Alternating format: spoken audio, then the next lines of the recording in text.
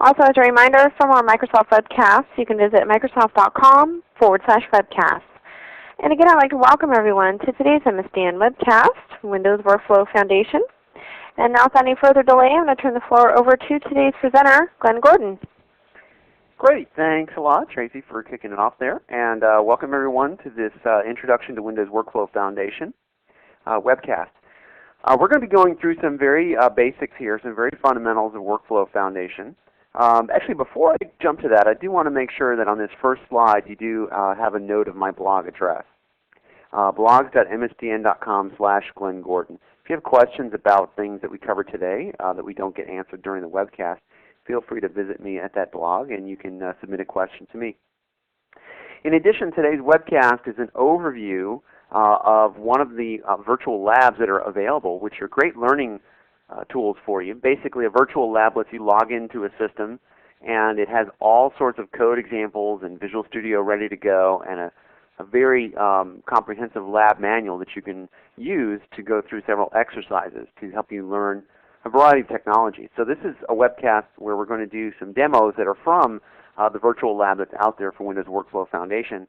And also last Friday, I did a webcast on Windows Communication Foundation, and that lab as well was a walkthrough during the webcast. So I'm going to be posting a link either today or Monday on my blog so you can actually go to these labs yourselves and follow the steps that you see here. So we'll be doing that in probably the last third to half of the webcast, but we're going to get some concepts out of the way for Workflow Foundation since it's a new thing to a lot of developers. But I just want to make sure that you have my blog address. Also, I believe you can do a print to PDF of these slides in case you wanted that as a permanent record. All right, so we're going to begin by talking about what is Windows Workflow Foundation. We'll cover the architecture and core concepts of it. Then we'll look at specifically building workflows and activities, talk about how the workflow itself communicates with the host running process, and also we're going to talk about several runtime services that are available for Windows Workflow Foundation. So just as a core concept, Workflow Foundation is a programming model and a runtime engine and tools for building workflow-enabled applications on Windows. So what does that mean? It means that instead of sitting down in code when the time comes to implement some sort of business workflow like an invoice approval or purchase order fulfillment or employee review or something like that, instead of sitting down with code and writing if statements and switch statements and getting the status of things by looking at a field in a database, instead of writing that code, you would build your workflow in a declarative fashion, either through a visual designer or through strictly the language itself that lets you declare the workflow, and then execute that workflow itself. So this enables you to come at it from a designer perspective, where you're going to lay out the steps and put in what happens if various conditions are met and that sort of thing. And you're going to be able to rely on that, much like you rely on the things like GDI Plus and the other ways in which controls and other visual elements are displayed on the screen. Nobody writes applications these days where they draw an interface on the screen by going after the individual pixels and turning them on and off. Instead, you write based around controls and forms. And in the case of HTML, you write around HTML and web forms and things like that. So with Workflow Foundation, instead of coding your workflow, you're going to build it from a designer.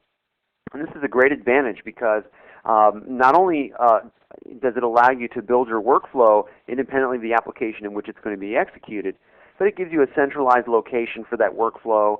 It gives you the ability to update the workflow without having to rebuild the application that is consuming the workflow and that sort of thing. Workflow Foundation is also used internally in Microsoft for a bunch of things. One of the most obvious things, of course, is BizTalk.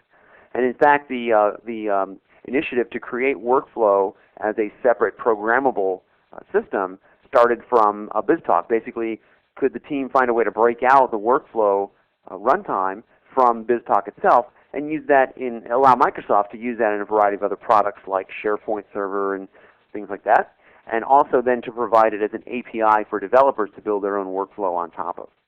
So that's where it basically comes from, and you'll see as we go through the demo how things get assembled into activities and workflow. And in the slides here, we're just going to sort of introduce the key concepts.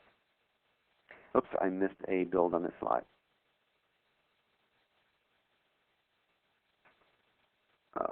There we go. Okay, so with the API being part of the extensible framework, you can build workflow-centric products. And the nice thing about workflow also is it can involve humans and systems. So sometimes a purchase order has to be reviewed by a human. That can be encapsulated in the workflow. And sometimes you can code rules that affect your workflow, and that can be accommodated as well. So as a .NET developer, you can now consume the workflow engine and basically build against it. And as we mentioned here, it is part of Office 2007. So workflow itself, in the concept here, is that it's a set of activities that coordinate people and or software. So you have things like escalate to manager, that might be an activity, or check inventory, that might be an activity. And essentially, the workflow allows you to describe the order of execution rather than code it. So things that can be described and declared is usually a much easier way to develop than actually writing code to do things. You see the flow represented on the screen in the designer, and it's easier to collaborate with people and identify, well, this doesn't make sense for this branch to go over here. Let's think about this a different way. And the workflows can be organized in either a flow chart where you have specific things where something happens and then something else happens and there's a branch going a certain way, or you can have a state diagram where some business object or business entity rather moves from one state to another, whether it moves from the approved state to the pending state or something like that. Or you can have workflow purely based on rules where it might evaluate maybe the total amount of a purchase order and decide to do something. Or it might evaluate what today's date is versus some other value and decide to do something. And you model all these things with your workflow designer, and then you package up your workflow and you're able to execute it independently of your application. The nice thing here also is that with workflow designed this way, you can have a workflow that's centralized and work with that workflow from a web application and also from a Windows application and also from some console app or a Windows service or something like that, and the workflow can be centralized and it makes it very easy to modify. So we're going to be focusing today on workflow from the perspective of a set of activities, and we'll see a couple of different ways in which you can implement and design a workflow. So the Workflow Foundation key concepts here, the workflow consists of a set of individual activities. It runs within what's called a host process, and that's typically an application, right? And that might be a Windows application, it might be a console app, it might be a Windows service like an NT service or something like that. But something that needs to be the host for that workflow to execute inside of. As a developer, you can build your own custom activity libraries, but there's also a lot that come out of the box. We'll touch on those briefly when we get into the code and the demos. And so the components here are base activity library, which as I mentioned was the out-of-box activities. These are very low-level ones that allow you to do things like if branching and looping and calling out into other activities or invoking a web service or something like that. And you would compose these together into either an individual workflow, or you can gather the base activities into what we call a composite workflow and use them in some other workflow. You also have the runtime engine. This is the workflow execution and state management. It's not enough just to be able to kick off the workflow and say go to it, but you have to be able to peek inside and see what state it's in. You may need to deal with a long-running workflow. For example, there may be a workflow that sends a purchase order to a vendor and waits for it to come back up to a maximum of 30 days.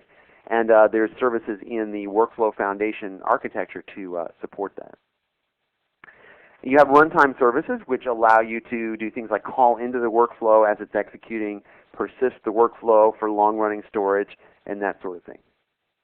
So all these work together to give you a great runtime for building your workflow against. And as I mentioned, if you're used to writing code to express your business processes and things like that, Workflow Foundation is a little bit different, but we'll be touching on that today. Last thing here to mention is that there's a visual designer. This is really a good tool because a lot of you may have implemented workflow by sitting down with an analyst and sketching out a Visio diagram. And rather than the diagram being something you print out on large paper and pin to your cubicle wall or something and then code against, the actual design for the Windows Workflow Foundation, the workflow that you're creating, can actually turn into the running workflow, which is really nice. And we'll be using that today during the demos. Now there's a couple of different ways in which you can author the workflow that you're getting ready to implement. First of all, workflows being declarative really make a lot of sense to represent them in XAML. So XAML stands for Extensible Application Markup Language. It's basically used to express a hierarchy of objects, and in the case of Windows Workflow Foundation, it's used to represent the workflow logic and data flow. XAML is also used in WPF to describe the user interface as a hierarchy of objects where you have, a form, and you have a grid inside the form, and then you have things inside the grid inside the form. In the case of Workflow Foundation, XAML represents the structure of the workflow. Now, although the XAML is used to represent the structure of the workflow, XAML itself, when you create a workflow this way and save it to a file, it actually saves it with the extension XOML, X-O-M-L. And the main reason for that is that when you double-click on it in Visual Studio, it needed to be a different extension so it would bring up the proper designer. So don't let that fool you. Even though the file name is XOML, there's still actually XAML inside the file. Now another way to design your workflow is to use a markup and code. And this way you can have XAML that represents the workflow, and then for any extra logic you can write C# or VB code to implement that logic. We'll be doing that sort of thing again today, or later today in the demo. And then finally there's a code-only method for creating a workflow. You have the constructor for your code, and that's actually where you can create your workflow. It's not as efficient to work in. XAML is probably the best approach for most people. Now when you build your workflow using the first three boxes here, what you're going to wind up with is a compiled version of your workflow that is a DLL that you can then load into a workflow runtime and have it executed. And remember, the runtime lives in a host that you have to create. Now the fourth box here actually allows for application-generated XAML. So you can, on the fly, create XAML that represents a workflow. It's a little trickier to implement and then slipstream it into your application, but it's a very powerful way to do it.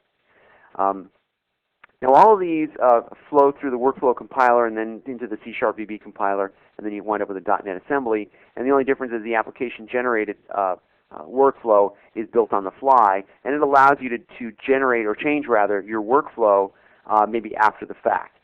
You can also decide whether you want to apply that new workflow to instances that are already created perhaps and persisted somewhere, or only for new ones going forward, and things like that. So it's a very flexible approach, and we'll be looking at these different techniques for building your workflow. But much like that, you built a UI by using a designer to create the objects on the screen and the code behind. That's very similar to the way that you're going to represent the workflow. The only difference really is that instead of creating elements on the screen, you're creating these workflow things that you're going to be working with from your application. Now within an application, if you want to execute a given workflow, let's say you create a workflow, you design one called Manage Case Creation, and you want to kick that thing off. Somewhere you need to have an application that's running that will create an instance of the workflow runtime. It'll start it up. It'll create a workflow instance and then start the actual workflow. Now this is a very simple chunk of code here that's going to do just that. Once you have the .NET Framework 3.0, and by the way, that's something we need to mention here. Windows Workflow Foundation is part of the .NET Framework 3.0, and as such, it's available natively on Vista and as a download for Service Pack 2 of XP and also Windows Server 2003. But once you have the .NET Framework 3.0, you have Windows Workflow Foundation, and you're going to have this workflow runtime thing that you can spin up. Now when you spin an instance of the workflow runtime and then you load into it an instance of a workflow, keep in mind that the workflow that you create itself is basically a template, right? So when you create a workflow that represents managing a case creation, it's not going to do anything until there's a specific case that needs to be managed. In that case, you will spin up an instance of the workflow and let that thing go. One of the things that's missing from this particular slide is sending values into the workflow. Okay, so when you create an instance of a workflow, it's basically never going to be just go and run blindly. You're typically going to pass it some data like the case ID or information about the case like the defendant name or the date of the incident or something like that. There's a little bit more complicated steps to create to create or send values into instances of the workflow, Essentially, you use a dictionary object where it has a set of name-value pairs, and you pass that whole instance of the dictionary object into your workflow, and your workflow picks up the values that way. All right, so going back to the idea of the flexible control flow, here's a slide that sort of basically gives you an idea here. And you have basically sequential workflow where you have structure very sequentially. It prescriptively moves from one step to another. This is great for automation scenarios, and basically it's a very simple flowchart metaphor. You also have the opportunity to implement a state machine workflow. State machine lets you move some entity back and forth from various states. This reacts to the states being changed, and you can basically skip them. You can go back from one state to another, and then within these states themselves, you might have a sequential workflow that says, okay, when I enter this state, these things need to happen. Finally, you have a rules-driven activities, and the nice thing about rules-driven activities is you can build a set of rules in a declarative fashion, and if the rules change, you can actually change them outside your code, and you may not even need to recompile your application to take advantage of the new rules, which would dictate the new way that your workflow would execute itself. So based on the business process that you're trying to model, you would choose one of these approaches. We're going to show you a couple of these inside of the demo that we're going to cover in just a bit. The next concept here we want to talk about is basically activities. So you can think of an activity as a step in a workflow, and it may be as simple as writing a file to the file system, or it may be as complex as composing an email to your new customer and sending it off. And within that composition of the email, it may need to touch various systems. It may need to reach over here to get the address. It may need to go over here to get a document version of the customer's contract or something, and it puts all that stuff together. So the individual steps in an activity can be very simple or very complex, but even if they're very complex, you can treat them as a single step. Now with the activity itself, it has properties and events, and you can program them within your workflow code, and it also has methods that are invoked by the workflow runtime. And again, you can make the analogy, much like there was a analogy where you have controls on your form, you're going to have activity inside the workflow. So again, if you think of a form, you may have a very simple control, like one text box, or you may have very complex control, like a panel, and that panel has 7 drop-downs and a grid or something. So activities basically can be thought of the same way. And so again, down in the bottom of the slide, it mentions that activities are basically very simple single activities that do work, or composite activities which manage a set of child activities. And depending on how you want to architect things, you may want to create an activity that's reusable, and that would be a very good candidate for a composite activity. A lot of people get a little bit let down when they see that there's only very basic activities in Workflow Designer, if statements and while loops and things like that. And they say, where's all these fancy stuff that I can rely on? So much like that you were in the past perhaps dealing with the very fundamental controls that you might add to a form, and you might say, well, where's my grid, or where's my calendar, or something like that. Keep in mind that a lot of third parties and a lot of community-based composite activities exist for you to basically bring into your application and get a lot of reuse out of them. So you're going to see a lot of benefit there, which is pretty slick. Now the base activity library, this is the one out of the box, and there's very simple ones in here. We're going to go through a couple of these. I'm not going to really touch too many on them, but they're worth knowing. There's about 30 of these out of the box. They're designed to really get you started with building workflows. And some of the basic activities like delay or code activities or invoke a web service or invoke a method, these are very straightforward. These activities can't have any children. They basically do a single thing. Now some of the activities like if-else or while or state activities are composites that you add to them. So if you're building an if-else activity, you would basically add child activities that if a value is a certain thing, it's going to do this, or if a value is a certain other thing, it's going to do this, and basically work through the if statement.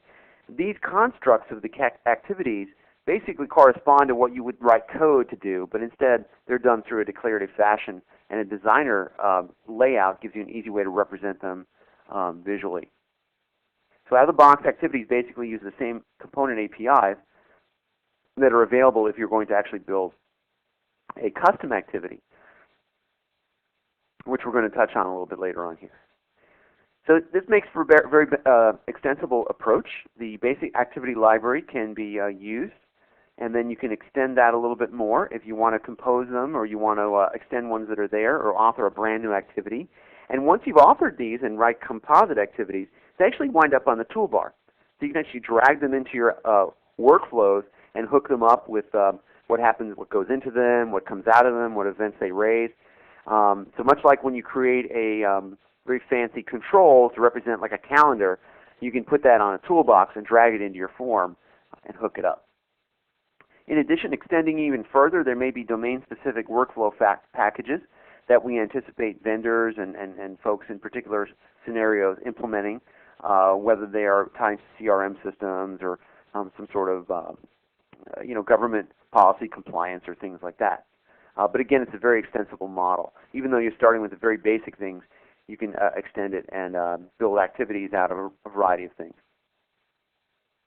Now, once the activities have been built into a workflow, and that workflow is running, it's helpful to sort of think of that as running inside a box that you don't have much visibility into. And that's where this local communication architecture comes into play. So when you kick off the workflow, you may need to peek into it and see what's going on.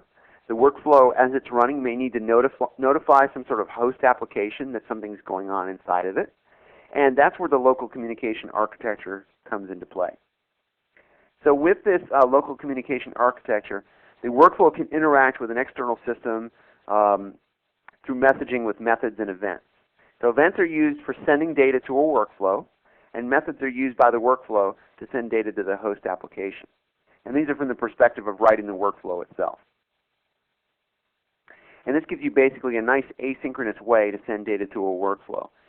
Basically, the components you need to deal with are the activities itself, a contract that defines what data you're going to send in and out of the workflow itself, a local service for it to be executed on, and then whatever event arguments constitute the data itself that you're passing back and forth from the workflow. We're not going to look at that in the demo today, but it is important to realize this is how you communicate from the workflow into the runtime and back out. Another thing that you can actually utilize within your workflows are the runtime services. So the runtime itself is very basic, and it depends on a set of services while it's executing the runtime that it might reach over into. With the runtime services, there's very common ones that you might want to use. For example, I mentioned at the beginning of the webcast, a very common thing is to have a workflow that needs to persist itself. This terminology is referred to as dehydrating the workflow and then rehydrating it as needed. So workflows themselves, when you kick them off, run in memory. And if you have a workflow that's needing to wait for a long time, maybe it's going to wait for hours or days or weeks for some response, you might not want to keep that in memory. Likewise, you may want to have that workflow restartable in case the host crashes.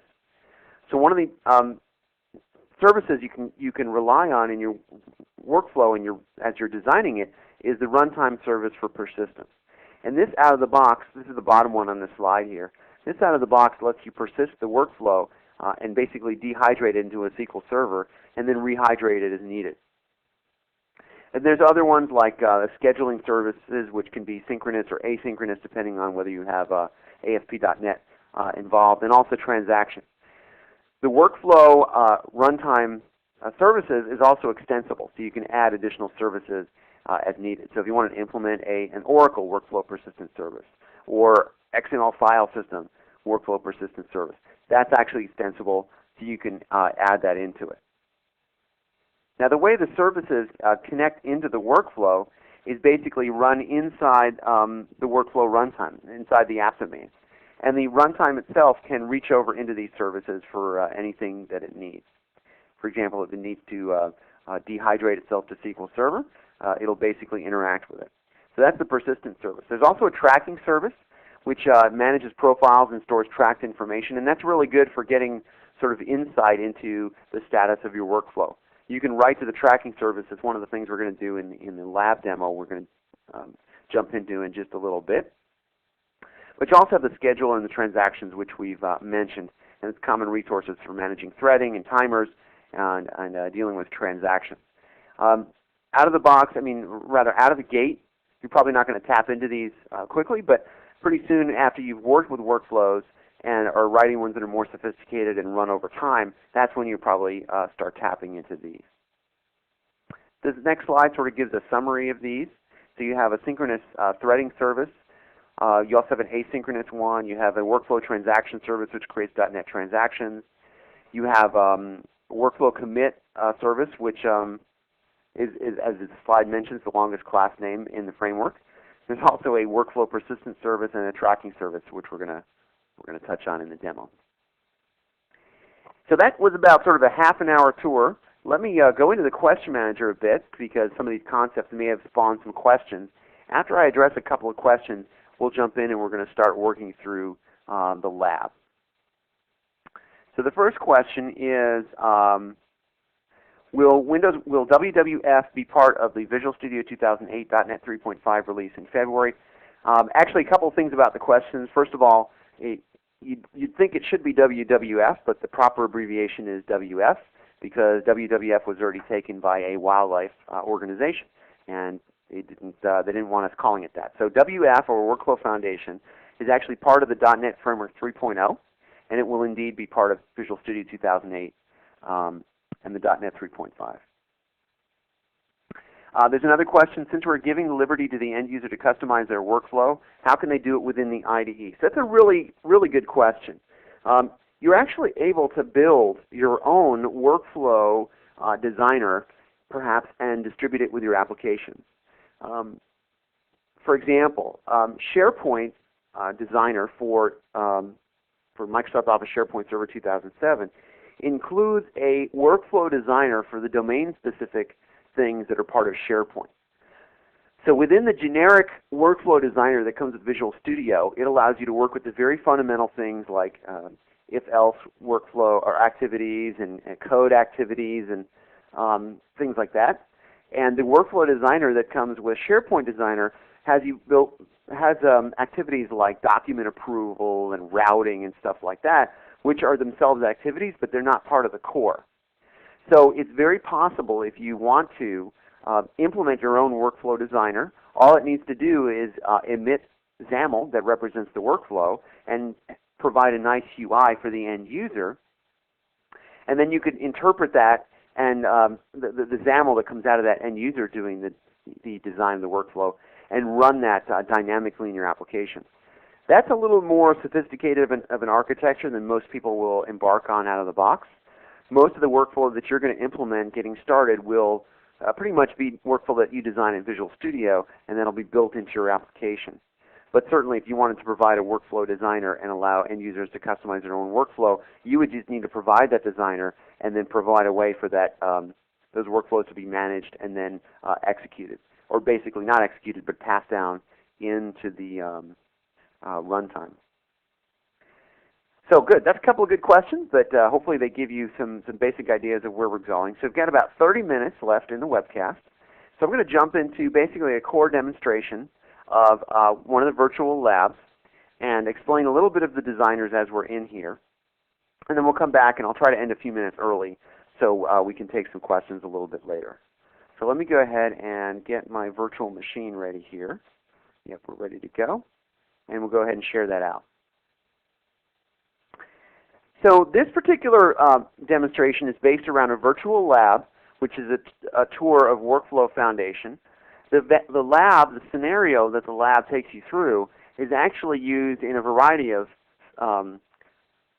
virtual labs. One for Windows Presentation Foundation. We used this last week for Windows Communication Foundation. But let me set up the scenario before we jump into it. The main application here, the main concept is there is an application called Dinner Now. Dinner Now is a website where a bunch of restaurants, all of them fictitious, can provide their menus to this aggregating website. The aggregating website takes all the menu data from a variety of these fictitious restaurants and provides it to the end user. And the end user can come in and say they want to order breakfast within 30 miles. And Dinner Now, the website, will present the user with all the restaurants that are within 30 miles serve breakfast. The user can then add items to their cart from the menus of the various restaurants and check out. Then what happens is the Dinner Now website dispatches the orders to the individual systems running at each individual restaurant and says to the restaurant, okay, cook this meal, cook this item, whatever it is. The restaurant receives that, and once the item is cooked, it notifies a courier who, through a Windows mobile application, receives the notification, drives to that particular restaurant, and then picks up the food and takes it to the customer. And Dinner Now sort of coordinates this for multiple restaurants, and the idea is that if you order 3 things from 3 different restaurants, the delivery driver can go to all 3 restaurants when the cooking is finished, pick them all up, and deliver to the customer all together. Now that particular scenario is done in this lab through a website to accept the orders, through WCF services to dispatch the orders to the various restaurants, through workflow, which is what we're going to cover today, which represent an order being taken, an order being dispatched, an order being cooked, an order being ready for delivery, and so on, and also includes the mobile component, as I mentioned. So in fact, one of the cool things about this lab is you don't even have to follow the lab manual. You can just sort of log in and play with it and see the Windows app for the restaurants and the web app for the customer, and so on. So this particular lab takes us through an activity where we're going to be writing an activity to manage cooking equipment at the restaurant. Basically, when food is ready at this particular restaurant, we're going to assume it's all fried, and we're going to go through the scenario of setting up the what it would take to do a workflow of cooking something, and what it takes to actually fry that food and get it ready to go. So a lot of the code in this lab, in this solution, we're not even going to touch. It's just part of the overall scenario. When you do this lab on your own, you're free to run it and place orders and debug it and see how the workflow goes. But I'm really just going to sort of orient you with the process, with the scenario itself and all the programs that are part of it. So our order, what's going to happen in here is we're writing the piece that responds to an order. So a customer logs onto the website, they put things from different restaurants in their basket, they check out, and the site then notifies the restaurants that they need to cook some food. And we're going to create a workflow that receives, we're going to create activities in workflow that receives that order, cooks the food, and then moves the order from various states. So I'm going to start with one of the projects in the solution here, which represents the various activities that make up this, this workflow. And I'm going to right-click and add an activity. And when I add an activity, it's going to come in with a base type that we're going to need to change in just a minute.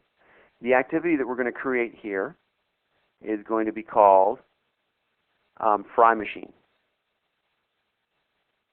And we'll click Add. And again, I'll be posting the link to where you can enter this virtual lab yourself and download the manual either today or by Monday. It also will include the link for going to the WCF lab, which is the one we covered last Friday. Now this particular activity here, first let me pop open the toolbox so you can see what we're talking about as far as the base activities. And I'll pin that open for just a minute. This is an example of the Windows Workflow Foundation activities that you could drag into an activity like we created here with the intention of wrapping it all up and dragging it to another workflow, which is what we're going to work on later. And you can see there's things like call an external method and code activities, and down here there's like if else and so on. And so you would use these fundamental activities to build one. Now I could build an activity in a couple of ways.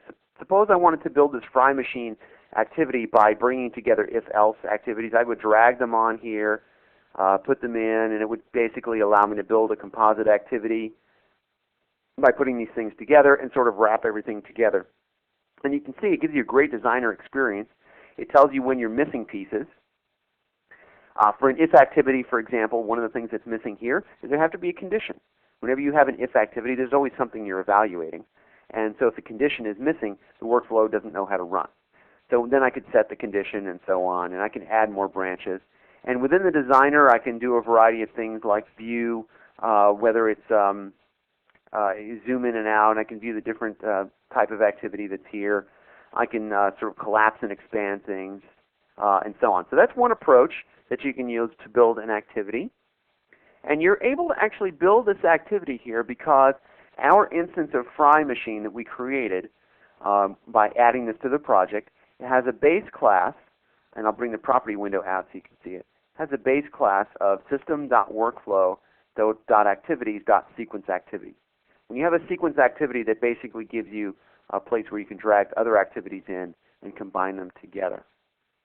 For this particular demo, we're going to actually delete that if-else activity, and we're going to convert our Fry machine from a activity that is based on sequence activity. We're actually going to change what it derives from by popping this up here. And we're going to change it to be system.workflow.componentModel.activity.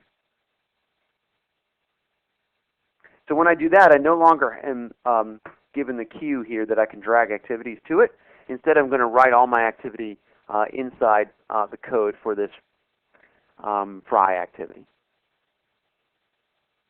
Now this activity is actually going to invoke some basic .NET classes. So I need to bring those into my project here. I'm going to right-click on the project and say Add Existing Item.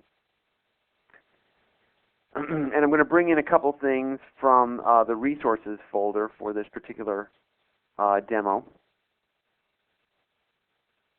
And that's the Fry Machine Temperature class and the Type Converter. Now all we're doing here is showing you the support for your activities that you write in Workflow Foundation, that they can basically encapsulate and utilize individual classes that you write. So my Fry Machine Temperature basically is going to store the temperature of the frying machine as a number, and we're also going to store the temperature type, which could be either Celsius or Fahrenheit, and we have that enumerated down here as a temperature type. The other thing this particular demo has is a type converter, and all that really says is a way for me to go back and forth between a Fry Machine Temperature instance and, let's say, something like a string. And we'll see this a little bit later on towards the end of the demo when we're sort of wrapping everything together. So now that I've got this concept of a Fry Machine temperature of a certain number of degrees that this thing needs to be frying our food at, we're going to add an instance of this Fry Machine temperature to our activity. Let me go back to my activity, Fry Machine here, and I'm going to go into the code window. And in my code window here, I'm going to add a dependency property. Now this is actually a different type of property. A dependency property is added here. They're a core part of Windows Workflow Foundation, and they're the basis for a lot of features in here, including activity binding. So when I have this activity being used in a workflow, a dependency property is going to allow me to pass values down into the instance of the workflow it's running. Because I need to be able to reach down into this activity and pass a temperature into this activity from the larger workflow. And we'll see how you do that in just a few minutes. So I'm going to add a dependency property here using a snippet. Just type WDP and hit Tab, and this will stub out for me a dependency property. This property is going to be called Cooking Temperature. And the cooking temperature type is going to be Fry Machine Temperature. And its type of is Fry Machine Temperature here as well. The description is going to be the temperature at which the food should be cooked. And the category, we're going to call it as Fry O Later. And you'll see where this shows up a little further down in the demo. Okay, and this, we don't actually have to implement the storage of the dependency property. That's implemented internally. And you can see there's some code to do the get value and set value for you. But it's important to realize that within workflow activities, you have to set the dependency properties. You have to set up properties as dependency properties so you can work with them from outside the activity. Now the other thing that I'm going to do here is I'm going to override the execute method, and an activity itself has an execute method, and this is basically how it's invoked. And I'm just going to add that down here, override execute. And you can see it turns it into a protected override execute from the base. And in this case, since I'm writing a custom activity, I'm going to have it return always that it's closed. Because in this particular activity, it's always going to be closed once it's invoked. So we want to send back activity execution status .closed as the return from here. Let's go ahead and build this to make sure we have our activity built correctly.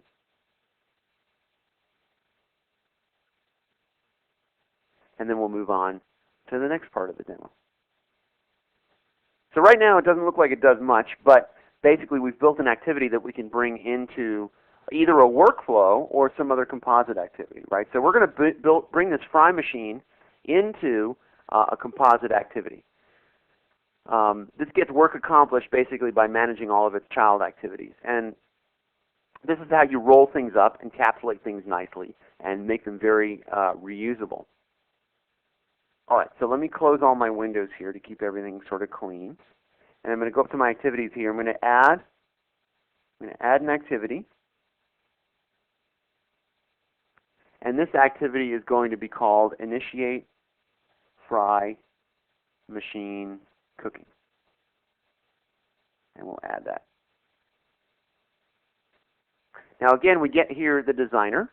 And so on our design surface, we can go back to our toolbox and find that fry machine that we just created as a custom activity, and we can bring that onto our design surface. I can just double click it and it will add it to our design surface.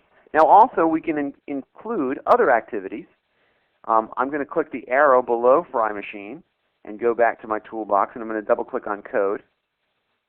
And so you can see now I've built a composite activity that has two. Now one of the things I want you to notice is well, two things actually. First, the code activity has an exclamation point which says, oh, I don't have any code to execute, so I'm going to write that a little bit later on. The other thing that you should notice is the code activity appearance in the designer is kind of shaded, and it has a little, what looks like a slip of paper here as its icon. And the fry machine doesn't. It has a very boring appearance to it. So you can actually change the appearance of this fry machine by changing the way, giving it a designer. The designer is going to control the way the fry machine activity displays inside the designer surface itself. Now one of the things I want to do here is open the fry machine 1, and you'll see that if I go into the properties window, and I open that here, that I have under the fryolator category, which is what we specified for the property, a cooking temperature. And the cooking temperature itself has two members, temperature and temperature type. Notice temperature type is already automatically set here to an enumeration, and temperature is a value of 0 starting. And you can see the composite of that is 0 followed by the word Fahrenheit. This is actually what the type converter does, is it concatenates it together, and it also splits it apart. So if I go in here and I typed 12 Celsius, it would break that apart into the proper temperature and temperature type itself. Now within this activity, we actually would not explicitly set this unless all of our food in the activity cooked at the same temperature, which it certainly doesn't. Instead, based on the menu choice that the customer made, a workflow may be using this activity, and the workflow may need to send into this activity a cooking temperature, which is then sent down to the fry machine activity. So we need to basically have a way to pass this up the chain. The way we do that is we set up a binding. So to do that, I'm going to double click here next to the property name on this little circle here, and I'm going to get a binding window. Now I can either bind it to an existing member that's exposed outside this initiate fry machine cooking up to the outside world, or I can create a new member on the fly.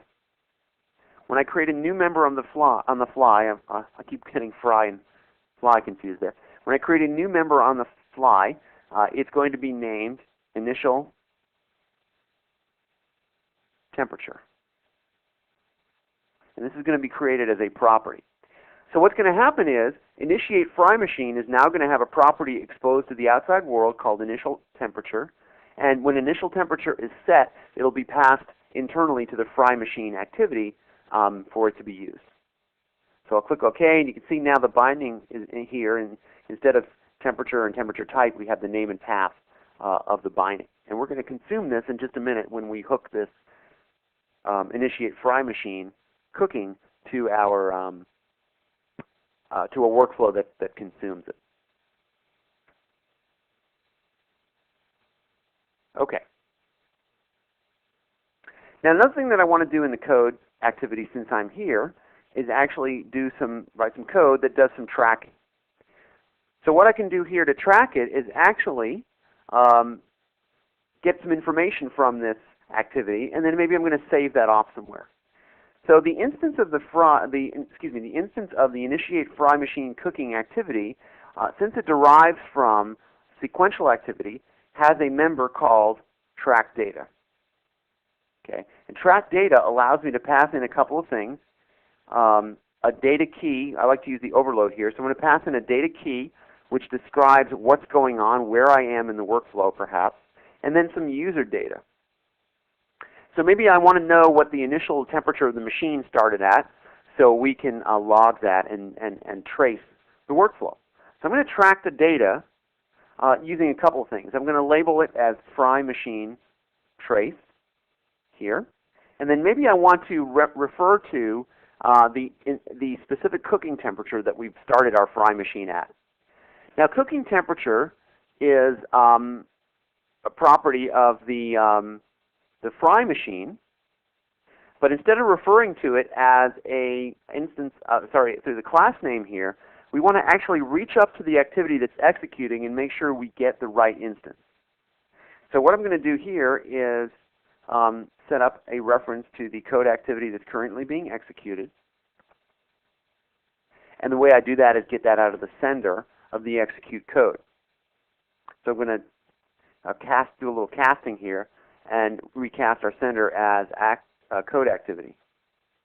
This is important because you want to get the instance that's running because the while activity may work through various instances as it's looping, and each instance of the child has to be accessed this way by reaching up to the parent, or in this case relying on the parent sending into the sender the instance to work with.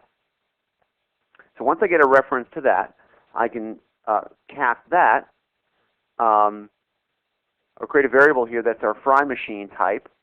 We'll call this fryer. And we'll say this is equal to fry machine. Convert that from our particular activity that's running.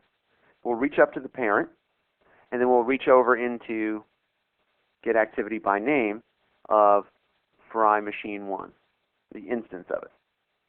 Whoops.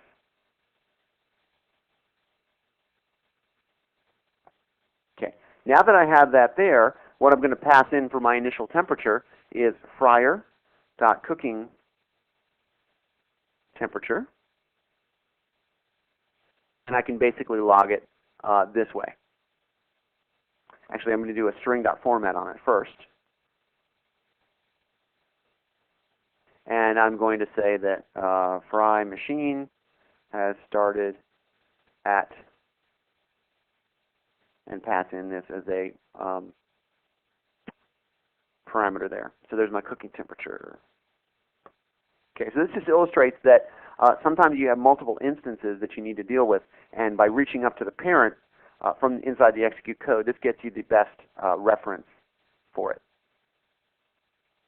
All right, let's go ahead and build that. And just for purposes of the time constraints, I'm going to skip the designer pieces of this, and we'll come back to that if we have a few minutes at the end of the webcast. But now I actually want to step over and build a workflow. So let me close these.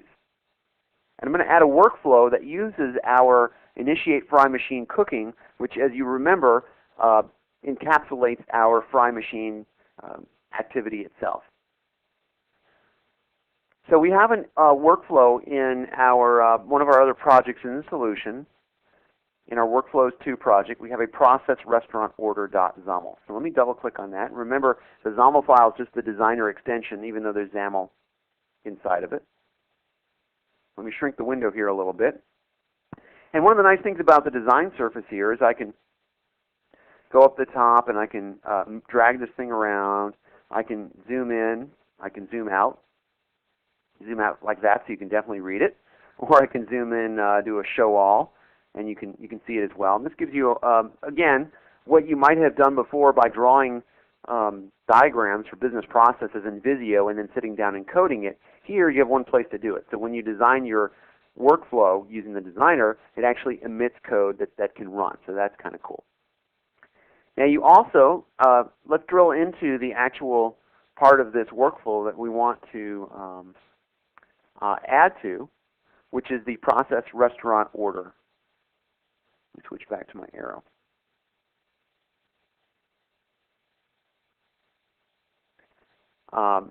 So we're actually in the process restaurant order itself, and we want to look at the initialize order cooking item, because this is where when it transitions its state of the order from cooking to cancel to out for delivery, ready for pickup, etc., whenever it transitions that state, we're going to do a small workflow to actually, in this case, carry out the order cooking. So let me double click on that. One of the nice things here is you can actually use this smart navigator at the top, sort of breadcrumb control to get back to the top. So I can go back to the top here or go back into initialize order cooking, which is nice. We do this 100% so you can see what we're doing here. So now one of the things we want to do is between the updating the order status and logging the cooking message, we want to actually start frying up that food. So I'm going to go into the toolbox and I'm going to find Initiate Fry Machine Cooking and drag that down here into the middle. So our Initiate Fry Machine Cooking, as far as the workflow is concerned, is a composite activity. When I expand it, it actually is locked here because I can't get into it. It's a composite activity. But I can pass data down into it, if you recall, by virtue of the fact that I took the property from Fry Machine 1 and I exposed it by doing a data binding onto Initiate Fry Machine Cooking. So if I actually go to this guy and I go to my properties window, you'll see I have a initial temperature called 0 Fahrenheit. And right here we haven't passed any values in, but instead we're going to bind it to one of our members coming in. And this member is going to be called fryer temperature. And we'll create a property. So now we've just created a property on this workflow called fryer temperature. That's passed into the activity, which was the initiate fryer cooking. And then it's actually going to be passed down to the fryer itself to do the cooking.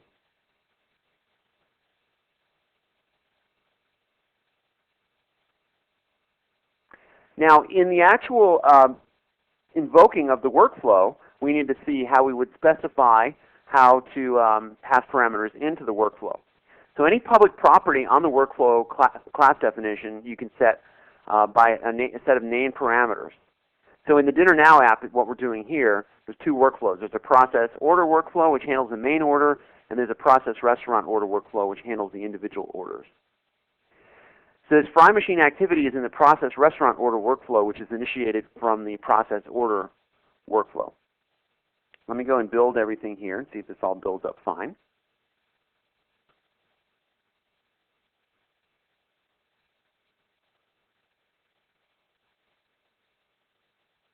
And it looks like it did. So let me go now to my solution. And I'm going to find the dinnernow.orderprocessing.services. Widen that a bit. And if we go in here, we'll go into iOrdering service place order, which is part of the order service class. So the implementation of the order service is found in this hidden section here, or collapsed section, iOrdering service, part of this region. And you can see down in here, we will go into, we're going to go into this in just a bit, but let's go into the process order XAML file,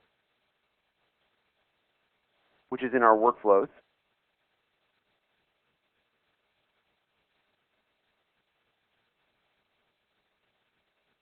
And we're going to go into our code.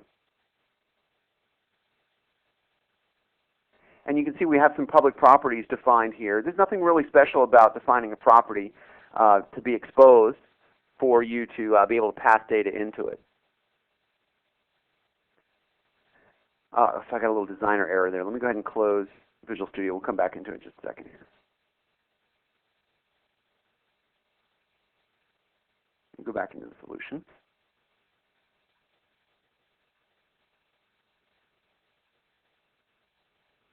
And we'll go back into our process order XAML file.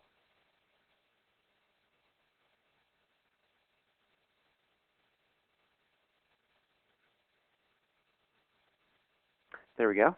And here's our workflow activity 2.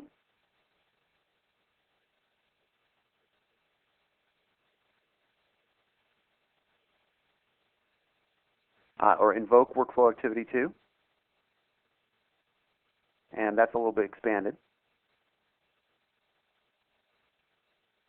So within the workflow itself, this is basically a representation of the process restaurant order state machine workflow, which is what we have we were working on a minute ago. And let's go ahead and go to our property browser for this. Oops. Hit F5 instead of F4 for the property window. So it's decided to do all my building and executing here. Let's go ahead. All right, that's fine. So the property for this is right here. And you can see that it's actually passed up for us to work with the Friolator type. Let's go and find that.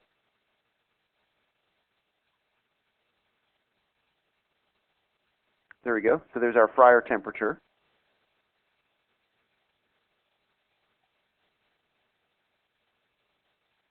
And this is where we would specify the temperature. Now we don't actually set it here. We actually set it from code. So once the temperature gets passed in, it's actually able to go into the workflow here.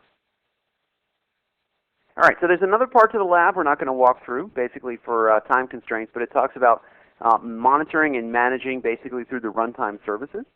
But we'll go ahead and go back to our slides here, because there's a couple of wrap-up things I wanted to make sure that you're aware of.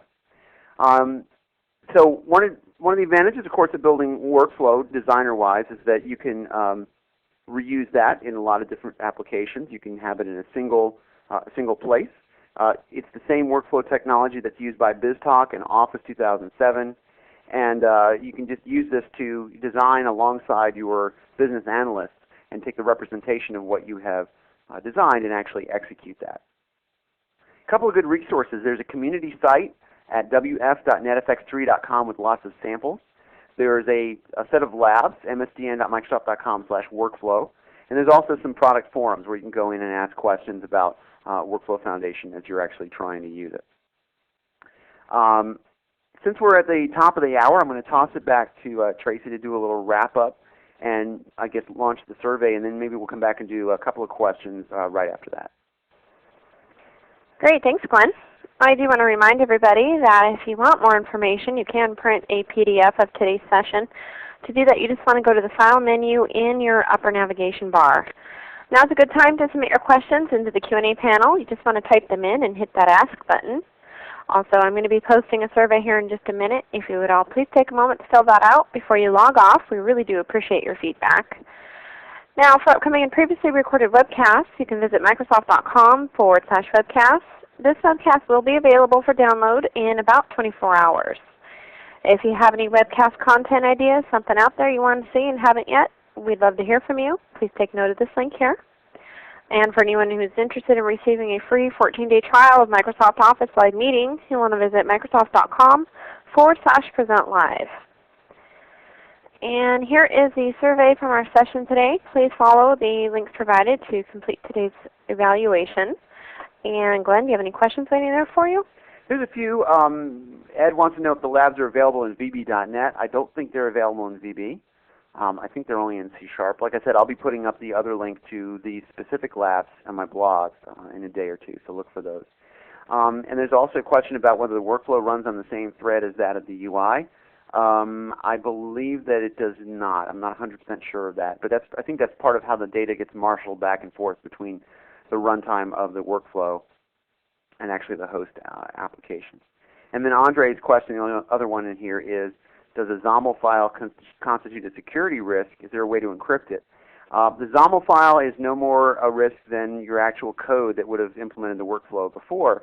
Just realize when the XAML is compiled down into MSIL, that it would actually become part of your assembly. So at that point, you want to use like .NET obfuscation and things like that to prevent people from picking apart your MSIL in the assembly. But those are some good questions. If you have more, feel free to visit my blog. I'm going to be posting some other resources that are relevant to Workflow Foundation out there. And if you have any other questions, you can contact me through the blog. Thanks for coming to the webcast today, and take care. Great, and with that I do want to send a very special thank you to you, Glenn, for your presentation today. I also want to thank the audience for attending today's Msdn webcast. Well, ladies and gentlemen, this will conclude today's session. You may now disconnect from the audio portion of today's presentation.